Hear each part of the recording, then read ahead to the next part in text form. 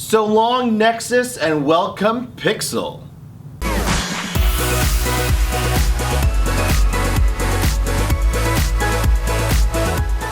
What's going on, LPX community? Andrew Huang here again, bringing you yet another initial impressions of a brand new device that was just announced.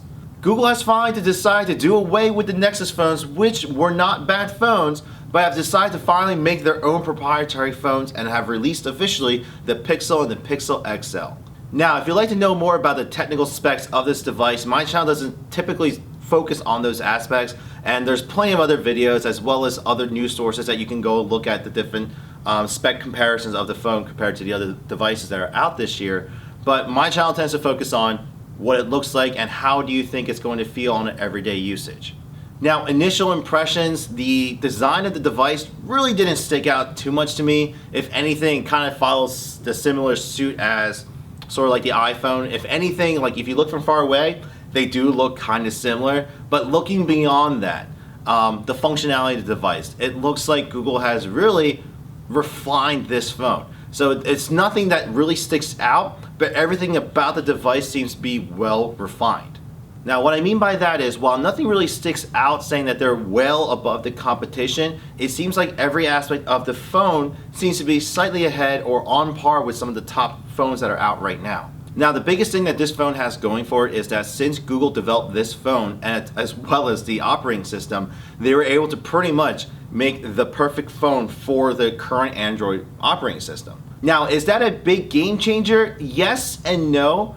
We have yet to really, I haven't really gotten to put my hands on it to see what the major differences is between, let's say, the Pixel or the operating system compared to the nougat on, let's say, Galaxy S7 or the new V20.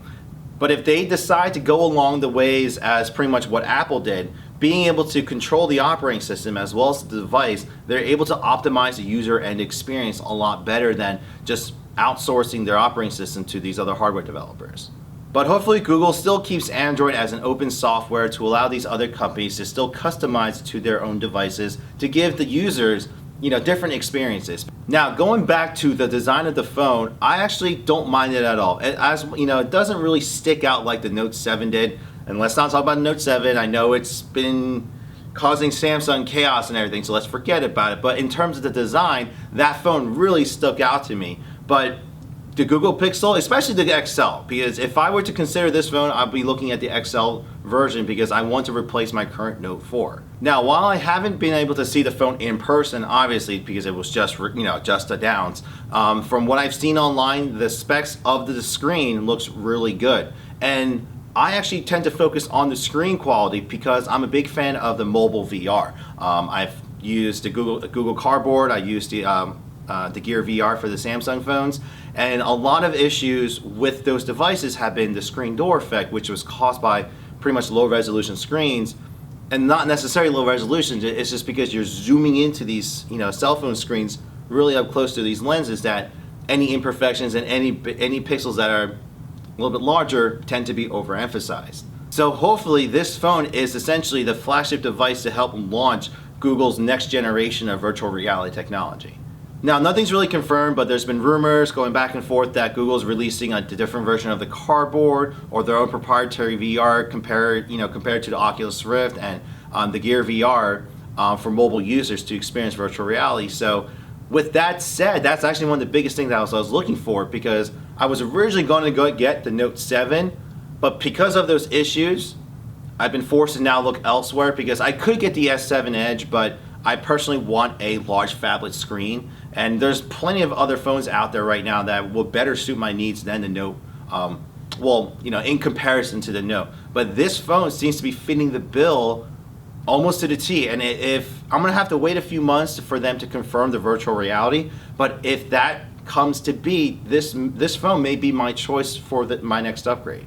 Now, in terms of actually suggesting to buy this phone or not, I really can't give you guys an honest opinion right now because it was just announced. There's barely, there's some data about it right now, but I'm actually going to personally wait to see what other reviewers say about the device, see some different comparison tests, and then from there, I'll let you guys know whether I choose this device or not, and whether or not I would recommend it to you.